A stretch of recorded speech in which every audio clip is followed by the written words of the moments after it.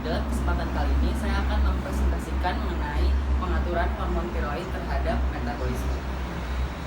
Nah, di sini pertama ada konten yang akan saya bahas, yaitu ada definisi hormon tiroid, kemudian biosintesis hormon tiroid, dan yang ketiga pengaturan hormon tiroid terhadap metabolisme. Kita masuk ke yang pertama. Nah, di sini ada pengertian dari atau definisi dari hormon tiroid. Nah, hormon tiroid seperti yang kita tahu terdapat dua bentuk, yaitu bentuk T3 dan T4. T3 atau triiodotionin dan T4 yaitu tiroksin. Nah, keduanya merupakan hormon yang dihasilkan oleh kelenjar tiroid. Nah, hormon ini merupakan hormon derivat asam amino. Nah, hormon tiroid bertindak pada hampir setiap sel di dalam tubuh, sebab hormon ini memiliki fungsi untuk meningkatkan laju metabolisme basal, termasuk metabolisme karbohidrat, protein, dan lemak.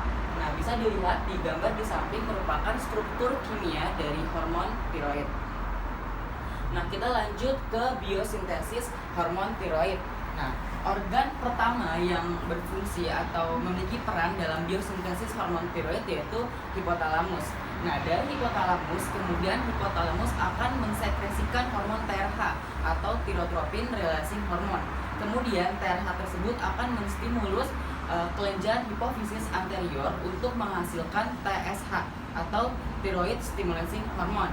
Nah, kemudian TSH akan menstimulus kelenjar tiroid untuk menghasilkan hormon tiroid tadi, yaitu dalam bentuk T3 dan T4. Nah, T3 dihasilkan 20% dan kemudian T4 dihasilkan sebanyak 80%. Nah, barulah kedua hormon tersebut, T3 dan T4, akan menuju sel targetnya, yang mana hampir setiap sel di dalam tubuh manusia.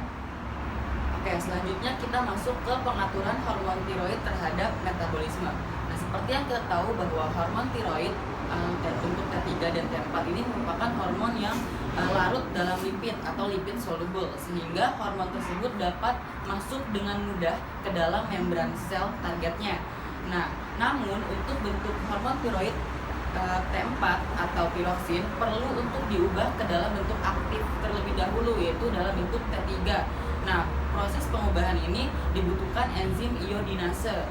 Nah, setelah T4 diubah menjadi T3, barulah hormon T3 itu akan masuk ke dalam nukleus sel target. Kemudian, hormon tiroid tadi dalam bentuk T3 akan berikatan dengan reseptornya yang ada di dalam nukleus. Nah, setelah berikatan, itu akan memungkinkan terjadinya transkripsi gen ya. Transkripsi gen tadi akan menghasilkan mRNA.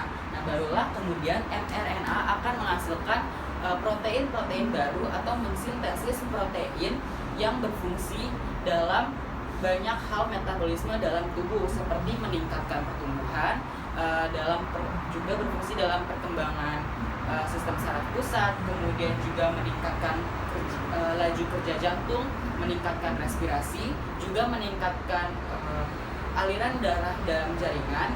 Selain itu juga berfungsi dalam banyak proses dalam metabolisme seperti lipolisis, kemudian juga glikogenolisis, kemudian ada gluconeogenesis, dan juga meningkatkan kerja mitokondria, kemudian meningkatkan konsumsi O2, serta meningkatkan absorpsi dari glukosa dan meningkatkan BMR atau basal metabolic rate, atau biasa disebut juga laju metabolisme basal.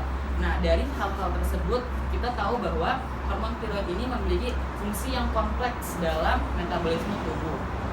Nah, itu dia tadi pengaturan hormon tiroid terhadap metabolisme tubuh. Sekian yang dapat saya sampaikan. Wassalamualaikum warahmatullahi wabarakatuh.